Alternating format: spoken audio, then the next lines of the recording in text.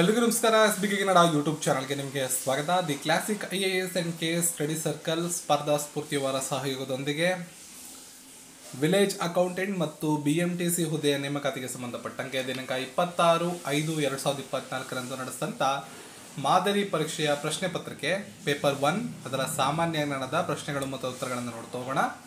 ಈ ಪ್ರಶ್ನೆ ಪತ್ರಿಕೆ ನಿಮಗೆ ನೋಡಬೇಕು ಅಂದರೆ ಡಿಸ್ಕ್ರಿಪ್ಷನ್ನ ಚೆಕ್ ಮಾಡಿ ಟೆಲಿಗ್ರಾಮಿಗೆ ಜಾಯ್ನ್ ಆಗಿ ಅಲ್ಲಿ ನೀವು ಈ ಒಂದು ಪ್ರಶ್ನೆ ಪತ್ರಿಕೆಯನ್ನು ಪಡ್ಕೊಳ್ಬಹುದಾಗಿರ್ತದೆ. ಜೊತೆಗೆ ಪೊಲೀಸ್ ಪರೀಕ್ಷೆಗೆ ಮತ್ತು VAO ಇರ್ಬೋದು BMTC ಪರೀಕ್ಷೆಗೆ ಮಾಡೆಲ್ ಪೇಪರ್ಸ್ಗಳನ್ನು ಬೇಕು ಅಂದರೆ ಕ್ವಿಜ್ ರೂಪದಲ್ಲಿ ಅಟೆಂಡ್ ಮಾಡ್ತೀವಿ ಅಂದರೆ ಡಿಸ್ಕ್ರಿಪ್ಷನಲ್ಲಿ ಲಿಂಕನ್ನು ಕೊಟ್ಟಿರ್ತೀನಿ, ಅಟೆಂಡ್ ಮಾಡಿ. ವೆಬ್ಸೈಟಲ್ಲಿ ಫ್ರೀ ಟೆಸ್ಟ್ಗಳು ಅವೈಲೇಬಲ್ ಇದೆ. ಈ ಕೆಳಗಿನವುಗಳನ್ನು ಗಮನಿಸಿ. ಕೇಂದ್ರದ ಸ್ಮಾರಕ ನಿಧಿ ದೇಶದ ಪ್ರತಿಷ್ಠಿತ ರಾಜಕೀಯೇತರ ಮತ್ತು ಸರ್ಕಾರೇತರ ಸಂಸ್ಥೆಯಾಗಿದೆ. ಈ ಸಂಸ್ಥೆಯ ಟ್ರಸ್ಟಿಯಾಗಿ ಕರ್ನಾಟಕದ ಡಾಕ್ಟರ್ ಉಡೇ ಕೃಷ್ಣ ಅವರು ಆಯ್ಕೆಯಾಗಿದ್ದಾರೆ. ಸೊ ಕೆಳಕಂಡ ಹೇಳಿಕೆಗಳಲ್ಲಿ ಯಾವುದು ಸರಿ ಅಂತ ಗುರುತಿಸಬೇಕು. ಎರಡು ಹೇಳಿಕೆಗಳು ಕೂಡ ಸರಿ ಇದೆ. ಕೇಂದ್ರ ಸ್ಮಾರಕ ನಿಧಿ ದೇಶದ ಪ್ರತಿಷ್ಠಿತ ರಾಜಕೀಯೇತರ ಸರ್ಕಾರೇತರ ಸಂಸ್ಥೆ. ಇದಕ್ಕೆ ರೀಸೆಂಟ್ ಆಗಿ ಈ ಟ್ರಸ್ಟ್ಗೆ ಕರ್ನಾಟಕದ ಉಡೇ ಕೃಷ್ಣ ಅವರು ಆಯ್ಕೆಯಾಗಿದ್ದಾರೆ, ಟ್ರಸ್ಟಿಯಾಗಿ ಆಯ್ಕೆಯಾಗಿರ್ತಾರೆ. ಕೆಳಗಿನವುಗಳಲ್ಲಿ ಯಾವ ರಾಜ್ಯ ಇಂಡಿಯಾ ಜಸ್ಟಿಸ್ ರಿಪೋರ್ಟ್ 2022ರಲ್ಲಿ ಮೊದಲ ಸ್ಥಾನವನ್ನು ಗಿಟ್ಟಿಸಿದೆ? ಸೊ ನಮ್ಮ ಕರ್ನಾಟಕ ರಾಜ್ಯ ಈ ರಿಪೋರ್ಟಲ್ಲಿ ಅಗ್ರಸ್ಥಾನವನ್ನು ಕಾಯ್ದುಕೊಂಡಿದೆ. ನಂತರದ ಪ್ರಶ್ನೆ, ಕಳೆದ ವರ್ಷಕ್ಕೆ ಹೋಲಿಸಿದ್ರೆ ಈ ವರ್ಷ ರಾಜ್ಯದ ಮಕ್ಕಳಲ್ಲಿ ಅಪೌಷ್ಟಿಕತೆ ಕಡಿಮೆಯಾಗಿದೆ. ಉತ್ತರ ಕರ್ನಾಟಕ ಭಾಗದ ಕೆಲವು ಜಿಲ್ಲೆಗಳಲ್ಲಿ ಮಕ್ಕಳಲ್ಲಿ ಅಪೌಷ್ಟಿಕತೆ ಮತ್ತು ರಕ್ತಹೀನತೆ ಸಮಸ್ಯೆ ಹೆಚ್ಚಾಗಿದೆ. ಎರಡು ಹೇಳಿಕೆಗಳಿವೆ, ಸರಿಯಾದ ಹೇಳಿಕೆಯನ್ನು ಗುರುತಿಸಬೇಕು. ಕಳೆದ ವರ್ಷಕ್ಕೆ ಹೋಲಿಸಿದ್ರೆ ಈ ವರ್ಷ ರಾಜ್ಯದಲ್ಲಿ ಮಕ್ಕಳಲ್ಲಿ ಅಪೌಷ್ಟಿಕತೆ ಪ್ರಮಾಣ ಕಡಿಮೆಯಾಗಿದೆ, ಸರಿ. ಕರ್ನಾಟಕದಲ್ಲಿ ಉತ್ತರ ಕರ್ನಾಟಕ ಭಾಗದ ಕೆಲವು ಜಿಲ್ಲೆಗಳಲ್ಲಿ ಮಕ್ಕಳಲ್ಲಿ ಅಪೌಷ್ಟಿಕತೆ ಮತ್ತು ರಕ್ತಹೀನತೆ ಸಮಸ್ಯೆ ಹೆಚ್ಚಾಗಿದೆ, ಇದು ಕೂಡ ಸರಿ. ಆಪ್ಷನ್ 1 A ಮತ್ತು B ಎರಡೂ ಸರಿ. ಏಪ್ರಿಲ್ನಲ್ಲಿ ರಾಜ್ಯದ ಯಾವ ವಿವಿ ನಮ್ಮ ನಡೆ ಸಿರಿಧಾನ್ಯದ ಕಡೆ ಶೀರ್ಷಿಕೆಯಡಿ ಸಿರಿಧಾನ್ಯ ಜಾಗೃತಿ ವಾಕ್ಥಾನ್ ಅನ್ನು ಆಯೋಜಿಸಿತು? ಸೊ ಪ್ರಶ್ನೆಗೆ ಸರಿಯಾದ ಉತ್ತರ ಬೆಂಗಳೂರು ಕೃಷಿ ವಿಶ್ವವಿದ್ಯಾಲಯ. ಫಾಗು ಹಳಕಟ್ಟಿ ಯಾವ ಸಾಹಿತ್ಯ ಕ್ಷೇತ್ರದಲ್ಲಿ ವಿಶೇಷವಾಗಿ ಹೆಸರಾಗಿದ್ದರು? ಸರಿಯಾದ ಉತ್ತರ ವಚನ ಸಾಹಿತ್ಯ. ಈ ಕೆಳಗಿನ ಹೇಳಿಕೆಗಳನ್ನು ಗಮನಿಸಿ. ಕರ್ನಾಟಕಕ್ಕೆ ಬರುವ ಬಹಳಷ್ಟು ವಲಸೆ ಹಕ್ಕಿಗಳ ತವರು ಭೂಮಿಯ ಉತ್ತರ ಗೋಳದಲ್ಲಿರುವ ಧ್ರುವ ಪ್ರದೇಶವಾಗಿದೆ. ಕರ್ನಾಟಕದಲ್ಲಿ ಗುರುತಿಸಲಾಗುವ 530ಕ್ಕೂ ಹೆಚ್ಚಿನ ಪಕ್ಷಿ ಪ್ರಭೇದಗಳಲ್ಲಿ ಸುಮಾರು 80% ಪ್ರಭೇದಗಳು ವಲಸೆ ಬರುತ್ತವೆ. 6ನೇ ಪ್ರಶ್ನೆಗೆ ಎರಡು ಹೇಳಿಕೆಗಳು ಸರಿ ಇದೆ, ಆಪ್ಷನ್ ಬಿ ಸರಿಯಾದ ಉತ್ತರ. ಮುಂದಿನ ಪ್ರಶ್ನೆ, ದೇಶದ ಯಾವ ನಗರದಲ್ಲಿ ಮೊದಲ 3D ಪ್ರಿಂಟೆಡ್ ಪೋಸ್ಟ್ ಆಫೀಸ್ ನಿರ್ಮಾಣವಾಗಿದೆ? ಕರೆಂಟ್ ಅಫೇರ್ಸ್ ರಿಲೇಟೆಡ್ ಪ್ರಶ್ನೆ. ಬೆಂಗಳೂರು ಸರಿಯಾದ ಉತ್ತರ ಇದಕ್ಕೆ. ಪ್ರತಿ ವರ್ಷ ವರೈಮುಡಿ ಬ್ರಹ್ಮೋತ್ಸವ ಎಲ್ಲಿ ವಿಜೃಂಭಣೆಯಿಂದ ಆಚರಿಸಲಾಗುತ್ತದೆ? ಆಯ್ಕೆ 3 ಮೇಲುಕೋಟೆ. ಕೆಳಗಿನವುಗಳಲ್ಲಿ ಯಾವುದು ಕನ್ನಡದ ಹೆಸರಾಂತ ಕಾದಂಬರಿಕಾರ ತಾರಾಸು ಅವರ ಕೃತಿಯಲ್ಲ, ಅವರು ರಚನೆ ಮಾಡಿದಂಥ ಕೃತಿಯಲ್ಲ? ಆಪ್ಷನ್ 4 ವಜ್ರಾಯುಧ. ಡಾಕ್ಟರ್ ರಾಜ್ಕುಮಾರ್ ಅವರ ಜನ್ಮ ದಿನಾಚರಣೆ ಏಪ್ರಿಲ್ 24ರಂದು ಆಚರಣೆ ಮಾಡಲಾಯಿತು. ಡಾಕ್ಟರ್ ರಾಜ್ಕುಮಾರ್ ಅವರಿಗೆ ಯಾವ ವರ್ಷದಂದು ಪ್ರತಿಷ್ಠಿತ ದಾದಾ ಸಾಹೇಬ್ ಫಾಲ್ಕೆ ಪ್ರಶಸ್ತಿಯನ್ನು ನೀಡಿ ಗೌರವಿಸಲಾಗಿದೆ? 1995. 98ರಲ್ಲಿ ಕರ್ನಾಟಕ ರತ್ನ ಪುರಸ್ಕಾರವನ್ನು ಕೂಡ ಇವರಿಗೆ ನೀಡಲಾಗಿದೆ. ಕರ್ನಾಟಕದಲ್ಲಿ ಕೆರೆ ಸಂಜೀವಿನಿ ಯೋಜನೆ ಯಾವ ವರ್ಷ ಜಾರಿಗೊಂಡಿತ್ತು? 2016ರಲ್ಲಿ ಜಾರಿಗೊಂಡಿದೆ. ರಾಜೀವ್ ಗಾಂಧಿ ಆರೋಗ್ಯ ವಿಜ್ಞಾನಗಳ ವಿಶ್ವವಿದ್ಯಾಲಯ ಯಾವ ವರ್ಷ ಸ್ಥಾಪನೆಯಾಯಿತು? 1996. ಆಯ್ಕೆ 4 ಸರಿಯಾದ ಉತ್ತರ ಆಗಿದೆ. ಕರ್ನಾಟಕ ಲಲಿತ ಕಲಾ ಅಕಾಡೆಮಿ ಸ್ಥಾಪನೆಗೊಂಡಂಥ ವರ್ಷ? ಆಯ್ಕೆ 2 1964 ಆಗಿದೆ. 14ನೇ ಪ್ರಶ್ನೆ, ರಾಜ್ಯದ ಕೊಳ್ಳೇಗಾಲ ನಗರ ವಿಶೇಷವಾಗಿ ಯಾವುದಕ್ಕೆ ಪ್ರಸಿದ್ಧಿಯನ್ನು ಪಡೆದಿದೆ? ರೇಷ್ಮೆ ತಯಾರಿಕೆ ಅಥವಾ ರೇಷ್ಮೆ ಸೀರೆ. ಆಯ್ಕೆ 1 ಸರಿಯಾದ ಉತ್ತರ. 15ನೇ ಪ್ರಶ್ನೆ, ಪ್ರಸಕ್ತ ಹಣಕಾಸು ವರ್ಷದಲ್ಲಿ ಭಾರತದ ಆರ್ಥಿಕತೆ 7% ಎಂದು ಅಂದಾಜಿಸಿರುವುದು ಯಾವುದು? Option 2 reserve bank of India RBI. 16ನೇ ಪ್ರಶ್ನೆ, ಹೇಳಿಕೆಗಳಿವೆ, ಎರಡು ಹೇಳಿಕೆಗಳು ಕೂಡ ಸರಿಯಾಗಿವೆ, ನೋಡ್ಕೊಳ್ಳಿ. ಮೈಸೂರಿನ ಜಯಲಕ್ಷ್ಮಿ ವಿಳಾಸ ಅರಮನೆಯಲ್ಲಿನ ಸಂಪತ್ತಿನ ಸಂರಕ್ಷಣೆಗೆ 2.4 ಕೋಟಿ ರೂಪಾಯಿಗಳನ್ನು ಇಡಲಾಗಿದೆ. ಮೈಸೂರಿನ ವಿಶ್ವವಿದ್ಯಾಲಯ ಮತ್ತು ಡೆಕ್ಕನ್ ಹೆರಿಟೇಜ್ ಫೌಂಡೇಶನ್ ಜೊತೆ ಅಮೆರಿಕ ಮಾಡಿಕೊಂಡಿರುವ ಪಾಲುದಾರಿಕೆಯ ಒಂದು ಉದಾಹರಣೆ ಇದಾಗಿದೆ. ಎರಡು ಕೂಡ ಸರಿ ಇರೋದ್ರಿಂದ ಆಪ್ಷನ್ 3 ಮೇಲಿನ ಎರಡು ಹೇಳಿಕೆಗಳು ಸರಿಯಾಗಿವೆ. ವಾತಾವರಣದಲ್ಲಿ ಯಾವ ಕಾರಣದಿಂದ ನಮ್ಮ ಸುತ್ತಲಿನ ನಿಕಟ ವಾತಾವರಣದಲ್ಲಿ ಓಝೋನ್ ರೂಪುಗೊಳ್ಳುತ್ತದೆ?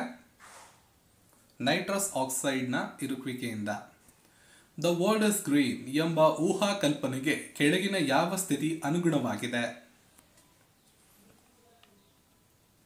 ಸೊ ಪ್ರಶ್ನೆಗೆ ಸರಿಯಾದಂಥ ಉತ್ತರ 18ನೇ ಪ್ರಶ್ನೆ ಆಪ್ಷನ್ 2 ಪಕ್ಷಿ ಬೇಟೆ ಜೀವಿಗಳು ಸಸ್ಯಾಹಾರಿ ಮಿಡತೆಗಳನ್ನು ಕೊಂದು ಹಾಕುತ್ತವೆ ಅನ್ನೋದು ಸರಿಯಾದ ಉತ್ತರ ಆಗುತ್ತೆ.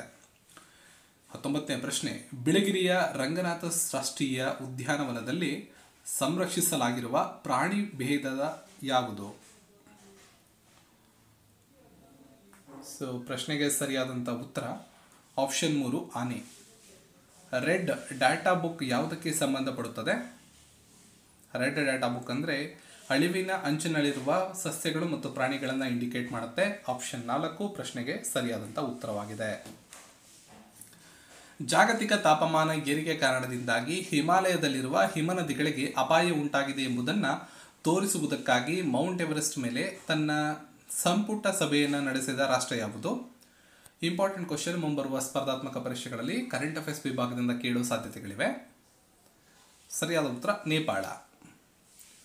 ಆಕಾಶದಲ್ಲಿ ಮೋಡವಿಲ್ಲದಾಗ ಇರುವುದಕ್ಕಿಂತ ಮೋಡವಿರುವಂತಹ ರಾತ್ರಿಗಳು ಹೆಚ್ಚು ತಂಪಾಗಿರುತ್ತವೆ. ಇದಕ್ಕೆ ಕಾರಣವೇನು? ಏಕೆಂದರೆ ಇದಕ್ಕೆ ಹಸಿರು ಮನೆ ಪರಿಣಾಮ ಕಾರಣವಾಗುತ್ತೆ. ಪರಿಸರದ ಕುರಿತು ಮೊದಲ ವಿಶ್ವಸಂಸ್ಥೆಯ ಸಮಾವೇಶ ಜೂನ್ 1972ರಲ್ಲಿ ಎಲ್ಲಿ ನಡೆಯಿತು?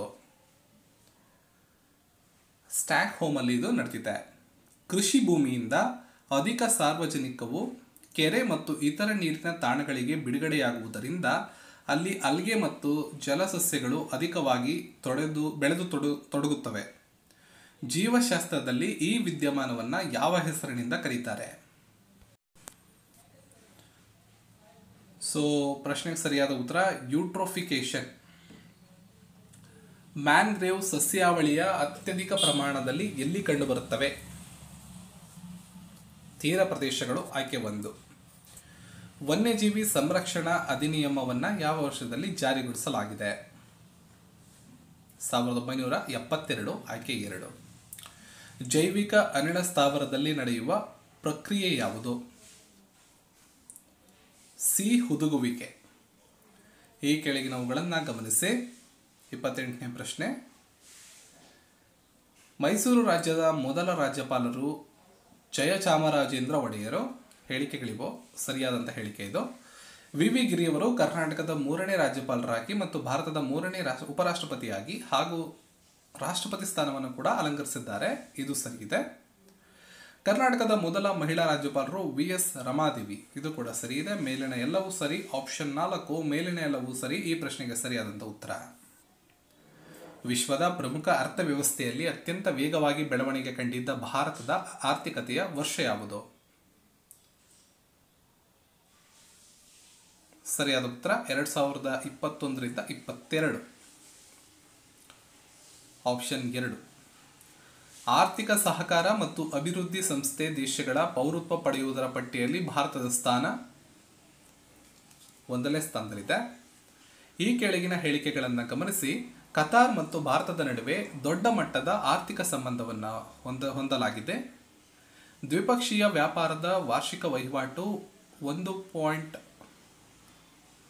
ಸರಿಸುಮಾರು 1.25 ಲಕ್ಷ ಕೋಟಿ ರೂಪಾಯಿಗಳಿದೆ. ಭಾರತದ ಆಮದಿನ ಪ್ರಮಾಣವೇ 80%ರಷ್ಟಿದೆ. ಇದರಲ್ಲೆಲ್ಲ ಸರಿ ಇರೋದ್ರಿಂದ ಮೇಲಿನ ಎಲ್ಲವೂ ಸರಿ ಇದೆ.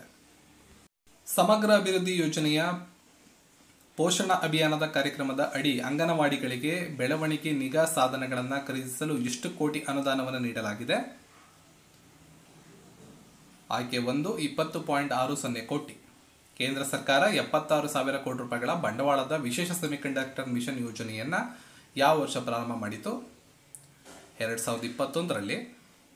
PM ನರೇಂದ್ರ ಮೋದಿ ಅವರು ಯಾವ ವರ್ಷಕ್ಕೆ ಭಾರತದ 5 ಟ್ರಿಲಿಯನ್ ಆರ್ಥಿಕತೆ ರೂಪಿಸುವ ಗುರಿ ಹೊಂದಿದೆ ಅಂತ ಹೇಳಿದ್ದಾರೆ?